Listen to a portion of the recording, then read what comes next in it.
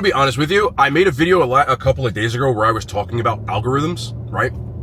And how they can kind of make you skew the way that you think or kind of make you look at the world in a different lens. And I feel like it got me because of a couple of things I keep talking about in some of these videos, now things keep popping across my desk when I say that, like my timeline, my feeds, whatever it is. And this one is like not really like that positive of a thing, but it just annoys me or bothers me when things like this happen to people because people have no care about anything outside of their own bubble. So long story short, there's this baseball player. Now, I watched this documentary about him on Netflix. He plays for the Red Sox, and he was so sad with dealing with different things of being a Major League Baseball player that he, at one point, I'm trying not to, but there's no other way. He tried to delete himself. And there was a point last year, there was an incident in a crowd where people were yelling at him, obscene stuff. You should go back to his own fans. You should go back to AAA. You're trash. And I understand fan heckling is a thing, and some people have to deal with it and some people don't. But I guess it got to him to the point that he tried to fight them, which there's been incidents like that too. Russell Westbrook once tried to fight like a minority owner of the Suns for the same reason. I think it was the Suns. Might have been the Clippers, but don't hold me to what team it was. Again, I'm talking off the top of my head. And it got so bad for him that he tried to himself, which is awful to think that someone is so upset by these things that it gets to them like that. But he openly talked about it, which I commend him for, because that's not an easy thing to talk about, because I know how people are. You open yourself up to scrutiny and ridicule with that kind of stuff because people go, oh, well, people are too soft these days, which I don't agree with, by the way. Things are different now, so it's not the same. So lo and behold, it comes across my desk now that this year, again, I think he was in Kansas City. I'm going to put the links to this stuff up, at least where it is, so that I can kind of verify where it was. But there are people in the crowd yelling, you should have deleted yourself last year. You should have, instead of... That's how crazy that people are. And I know, again, because I saw these comments with Shedeur Sanders, and I saw them with another instance. There's an actress on the show You, where she is like the love interest this year. I've seen her in The Handmaid's Tale and a couple of other things, but there's so many videos on TikTok and Instagram of her and people saying that she's too ugly to be his lead, because she doesn't look as good to them as some of the other people that have been his romantic interest in the show, which is insane to me. But I kind of got optimistic because I saw people in that comment section saying, she's a human being with feelings and she's playing an actress, right? Because people are saying she looks like Rumpelstiltskin and all kinds of other stupid stuff, which I just think is insane, personally, because who cares? But anyway, Cybertruck. Anyway, same comment section, I see people being like, well, she has money, no one cares. She'll be fine. I don't know why people are under this impression that because a person is more financially stable than you, I don't know what makes people think that actors and actresses for appearing in roles are millionaires. That's 100% can confirm not true. It doesn't work that way, unfortunately. They might not get paid that much money for their roles. But anyway, it drives me insane that people have less empathy for someone because they have more financial stability, as if that gives people the right to treat them as they're less than human. There's some weird phenomenon that we have now, especially more than any time, because of the internet and algorithms and stuff, that people think all people who are financially stable are just bad people or they shouldn't have anything to worry about.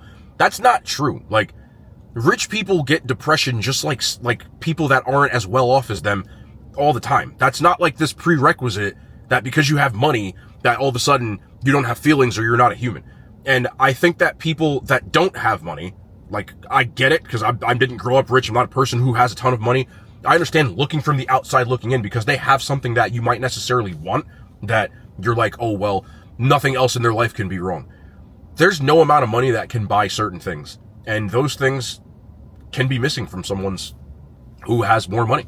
In the case of a professional baseball player, a lot of these guys, especially because this player in specific is of foreign descent, a lot of players in the Major League Baseball are from places from out of country, Japan, Dominican Republic, a lot of Caribbean places. And that money can't buy the homesickness and loneliness that they have. and sometimes that can lead to a feeling of isolation. In the case of being a Japanese or a player that doesn't speak English, say you came from Dominican Republic at 16 years old and, a team signs you to a baseball contract. One, you're not directly going to the major leagues. Like, you don't go from the DR to the majors. They're going to start you in single A in some place that's in the middle of nowhere and possibly, North Dakota or Norfolk or Iowa or someplace like that. And that's where you start off. So you're in a small town where no one cares about you because, again, minor league baseball, it's not necessarily like the Red Sox yet, so no one cares. There's so much traffic, bro. So much traffic. Like, I'm at a red light and I'm going and there's nowhere to go because the other place there's so much traffic that we can't go, which is nuts. Then look at it, bro. New Jersey sucks. Like, I say that every time. It's just, you're at a red light. This dude just ran a red light because he doesn't care. And now at least I got where I have to go, but there's still a logjam of just idiots. There's so many cars. It's 4:30 p.m. by the way. I know it was off topic, but again, pointing out things in front of me. But money doesn't cure every instance of depression. But yeah, you're in a middle of nowhere in Iowa. You're around a bunch of players. If you're lucky, you might have another player that speaks the same language as you do. Again, you were taken away from where you live in your comfort zone to go to a place where the English is the predominant language. You might have a teammate from the same country, but you might not. So if you're on a team with, a ball club of players that don't speak your language, you literally have no one to talk to. The other thing that you have to deal with is the cooking. Your family's gone. You're 16, 17 years old, which is normal, like for 18, 19-year-old young men to go to these teams like this. And that can lead to a feeling of isolation. He's a young player, and he just got he wasn't there for like a super long time. So dealing with that kind of stuff, he just learned a language, he's getting heckled by, it's just insane, man, that people think just because you have money, you can just be like, oh, well, I'm allowed to mistreat him because I have less money than that person. But money is not mutually exclusive. It doesn't go hand in hand with character. There are people with money who are horrible human beings. There are people without money who are horrible human beings, and vice versa. There's people with money who are good people who just happen to be fortunate enough to excel at something enough where they got paid for it, or, they might have gotten fortunate. Something might have happened. Hell, you might have hit the lottery, but it doesn't matter how you amassed your money. At the end of the day, the people watching this, like, there might be someone here who's a complete jerk and you got $1 million. That wouldn't change you to be less of a jerk. But there's people who are nice people who, they just happen to have a little more money. And I don't judge anyone based off of their bank account or the perception of their bank account, because people assume people are rich that aren't necessarily rich. And people sometimes aren't. Like, it's one of those mind screws, man. But it just drives me nuts that people think that you can just treat someone like a piece of crap because, well, they have money, they'll be fine. I used to get in arguments with my friends because they said that money buys happiness. And I personally believe that is incredibly false. It doesn't buy happiness. If you're sad before you get rich, you won't be happy once you have that money. There's a reason that there's a lot of people who are rich who end up, in fact, sometimes being rich can be bad because you end up, it's easier to feed addictions when you're rich because you have the money to do it. And I'm not even just talking about substances. That could be, gambling. That could be, any kind of addiction. And you have the means to do it now. Sometimes vices come from that feeling of depression, that feeling of sadness. It's the only thing that gives you joy. And that can be incredibly dangerous. So I just don't necessarily think that it's an indicator of how you should treat people is because they have money. Now, if you find a person who's rich that's crapping on people because they're richer than you, by all means, I get why they get that kind of thing. But someone that's playing a sport game or just acting in a movie deserves ridicule from people? That makes zero sense to me. And to all the people out there who think people are too soft nowadays, it's not the same now. You can bully and not get touched now. Again, being, a 90s kid, bullies back then, you had to be like intimidating or you couldn't bully people. You had to actually back up being a bully because someone was going to stand up to you eventually. You had to be able to, there was consequences for bullying back then because you had to, like, if you stole a kid's lunch money or something like that, or you were messing with him in class, they might turn around and punch you. Now, bullies usually try to pick on targets that are, bullyable, but at the end of the day, you still had to have some substance to that. These days, people can hide and you can't get touched. There's no consequences for it. You're not really a bully. You're just someone who is yelling from behind, a screen. And it's the same thing as fans heckling and stuff like that. Telling someone that he should delete himself if they'd have let him get up there for them people, them dudes would have been like, oh, I'm sorry. Just like you've seen in the other video I showed you with the police cam. And that's the problem with people now. You can't get touched. You can't have consequences for bullying people, so everybody's tough now.